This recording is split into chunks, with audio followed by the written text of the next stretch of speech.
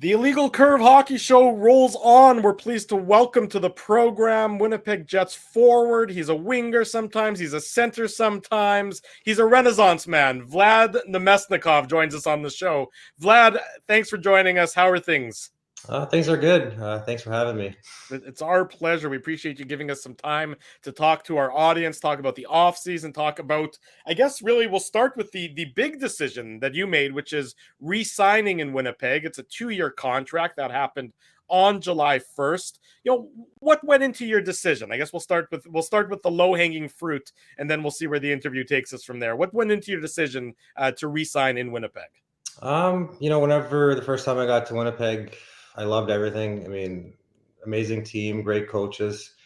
Everyone around the rink treats you, with respect, and great people overall. So it was a pretty easy decision because, July 1st is always stressful, but I was happy to sign that contract with Winnipeg and come back. So when July 1st came and went, and when free agency opened, it took until a little bit later in the day to make that agreement, or to come to an agreement with the Jets. Were you weighing other options? Were you sort of evaluating what the marketplace had in store? So sort of maybe for our audience, take us through what an unrestricted free agency day might look like. For me, I was just sitting on the couch, and that part of the business, your agent is on the phone, talking to other teams. But, it kind of happened so quick. Winnipeg called, and, I had to make that decision quick, because free agency, you have to make that decision quick. So overall, it was very, very stressful. But at the end of the day, I'm really happy that it worked out. And, I'm here for 2 more years. Vlad, one of the things that Elliot Friedman talked about was that you were happy to come back to Winnipeg. And it was one of the things, and a lot of guys are dispelling that notion. Laurent Brossoit was just on a podcast. He talked about how Winnipeg gets a bit of a bad rap, but it's really, it's a great hockey town. Sure, it's cold. We're not going to, pretend like it isn't, but it does have a lot of other benefits that if you're, a hockey player and you want to be valued, this is a market for a lot of players. Yeah.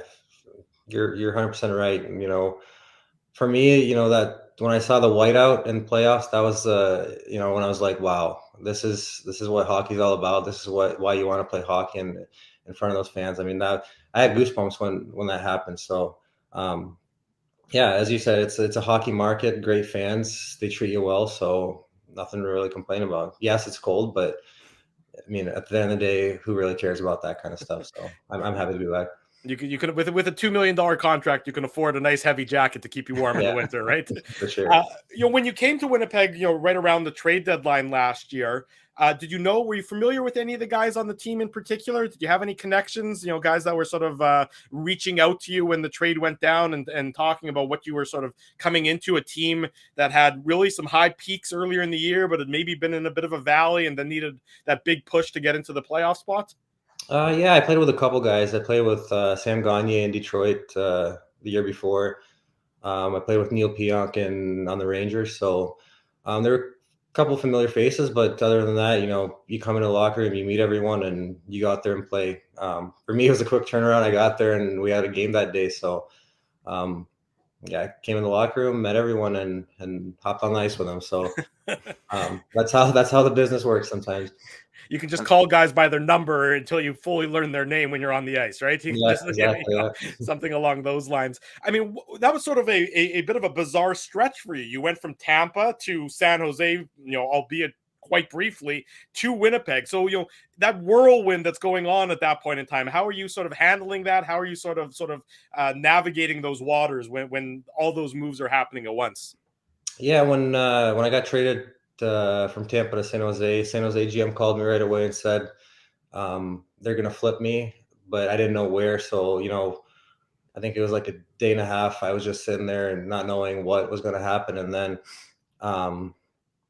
Winnipeg wanted to trade, but I had to move my no trade clause to come there. So I was happy to do that, and that's how I ended up in Winnipeg.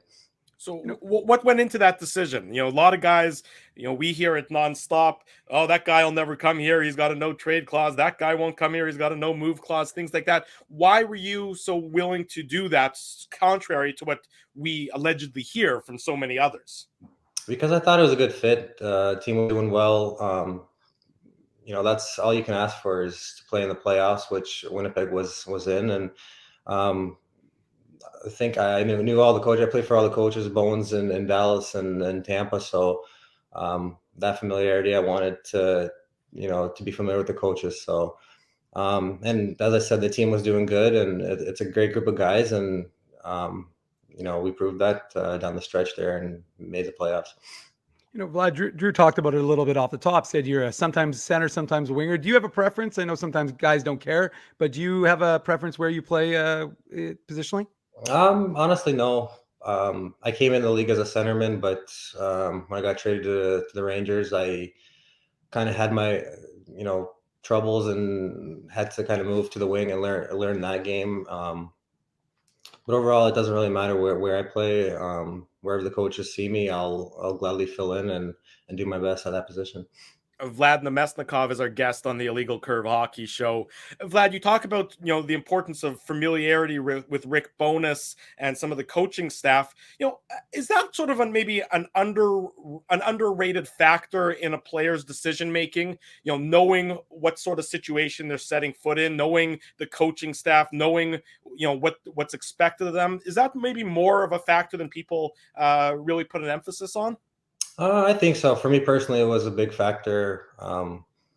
As I said, I played for those guys before, and they know what player I am, and what situations I can help them in, and I think that's the key there. And as I said, I think it's very important for me personally. And folks talk about developing chemistry. A lot of was made of your chemistry with Nikolaj Ehlers. What can you say about playing with a player that dynamic? Sometimes folks can describe him as a little difficult to play with because he isn't expected. He doesn't kind of run that north-south game. But what did you find playing with him? I think he's extremely, smart. His hockey IQ's, at the very highest level, and he skates, shoots. For me, that's the perfect player to play with. I mean, I can kind of be more responsible, sit back, cover for guys like that, and chemistry sometimes clicks, sometimes it doesn't, and from that first game when they put us together, it kind of just clicked and we took off. So it's been really fun playing with them. It's the Jets, obviously, Vlad, team in flux this offseason. Some people have departed, some people have come into the lineup. How does that sort of, how do you navigate changes when a team is maybe turning over some of their key players, bringing in new bodies? I mean, there's going to be some new names you got to meet again this when training camp begins in September. Is that exciting to just maybe see a changing of the guard, so to speak, on a team like the Jets and playing a key role in being one of those sort of more a new face, although you're already been here, of course, but you're now hopefully going to be here for the entirety of the next couple seasons? Yeah, it's always fun meeting the new guys on the team. So I mean, obviously you're familiar with them playing against them, but from what I heard, they're great guys, and hopefully they can help the team. And from playing against them, it's been they're two-way players, all of them, and great defensively and can chip in offensively. So I think that's a great addition to the team, and hopefully we can gel together and do good. You talk about them being two-way players and defensively responsible, and really the defensive responsibility side of the game here in Winnipeg has been a topic of concern for a number of years. Not strictly the defense, but the forwards and the defense and how everybody works together. When you see the team sort of bringing in players that have a reputation for that defensive responsibility, do you feel as though that's becoming a bigger point of emphasis heading into next year, that it is the 200-foot game, as the cliche goes, and you need to be responsible in your own end before you can look to make offense in the opponent's end? Yeah, I think if you look around the league, the last couple of years, I think the league's kind of going toward that way, that more defensive hockey that wins you games, and it's not as high scoring anymore. And I think in playoffs, especially, that's the most important part. That's whoever plays the best defense wins, pretty much. So, I'm sure these guys will definitely help with that, and it's exciting to see for sure. Is that something you're paying attention to as a member of this Jets team for the next 2 seasons? Do you pay attention to what's happening with the team, or is it kind of outside noise, or does the team discuss that as a group? I know there's obviously group chats that go on. How do you kind of approach what's happening with the team when you're not in the season? Sometimes you see it online on Instagram, like who signs and whatnot. But for the most part in the summer, I try to stay away from all that stuff. Obviously, during free agency, you're looking at all the who's signing where, but other than that, I try to, get away from that and just enjoy the summer. Vlad Namestnikov, our guest on the Illegal Curve Hockey Show, talking to the Winnipeg Jets forward. He signed a 2-year contract extension with the Winnipeg Jets on July the 1st. Vlad, the playoff series against the Vegas Golden Knights obviously didn't go the way you wanted it to go, the franchise wanted it to go, the fan base wanted it to go. Do you ever sit back and say, if we hadn't had the litany of injuries that the team suffered during that playoff series, things could have been different? Or do you feel, given that Vegas ended up winning the cup, that there was, a reasonable margin between the Jets and the Golden Knights in that series? I don't think there was that big of a difference, to be honest. I mean, the first 4 games that we were right there, it's hockey. And so sometimes things don't go your way and another team just kind of takes off. But other than that last game, I thought we were in it, and we were right there with the Knights. So it sucks to know them going all the way and seeing them win, but you kind of have to move past that now and focus on the new season and what we can do better this year. Vlad, what is your routine for the postseason once that is? So, for example, when you guys lost against the Vegas series, what do you watch the playoffs much, or do you just try and get away from hockey a little bit and then kind of tune back in, maybe at the conference finals or the Stanley Cup finals? I did watch the finals a little bit, but other than that, I didn't really watch too much of it. I mean, you're upset, you're angry, and you kind of want to get away from hockey for a little bit. But yeah, the finals I did watch a little bit. When we were trying to set up this interview, Vlad, I was working with Scott Brown, of course, of the Jets director of communications. And he was saying that, in the mornings you're not available because you're on the ice and you're training and everything else. And the mornings in my world are like 3 or 4 hours long. So maybe take our audience through sort of what an average off-season training session looks like for you. Keep in mind, usually my training sessions last a solid 15 minutes before I'm back on the couch with a bag of chips.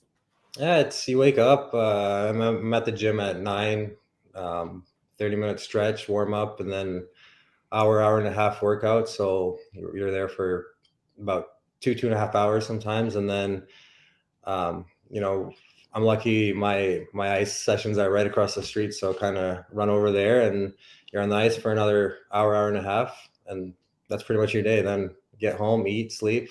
Golf a little bit like we were talking about. Yeah. Are you on the ice with other players, or are you just one-on-one with a trainer when you're on your on-ice sessions? Some days it's one-on-one. Some days it's with the guys that work out at my gym. There's Cam Fowler, Max Jones, Jordan Oysterley, Alex DeBrincat. There's a bunch of local guys that are in the league, so it's pretty easy to find ice here. I hope you guys are making Alex buy a little bit after you sign that big contract. Yeah. Vlad, is there an sense of excitement maybe with this group now? You've turned the page. Playoffs are well behind you now, and you get obviously your summer training is starting to ramp up across the league. So there's that sense of optimism. Now every team is optimistic. A lot of teams think that they can take that next step, but there have been a lot of changes here in Winnipeg, and it looks like there's going to be some familiarity. Mark Scheifele looks like he's going to be sticking around. Connor Hellebuck the same. So if it is that same group with these additions, is there a sense of optimism with the team as to what kind of damage you guys can do next season? Yeah, definitely. Now it's, fresh start for everyone. So, yeah, a lot of guys are staying and we got a lot of new guys. So it's going to, maybe take a little bit of time for everyone to gel. But at the end of the day, everyone's excited. And, last year you saw how much success Winnipeg had. So I think with the new additions, we can even do more damage. how do you build on that success? I think that was sort of part of the, and you weren't here for that part necessarily, but the team had that success early in the year and they were flying high, and then it started to dwindle a little bit. How do you maintain sort of that same level, or at least a pretty standard level, throughout the course of the year when the games get quote unquote harder and crunch time develops, throughout the course of the 82 game season?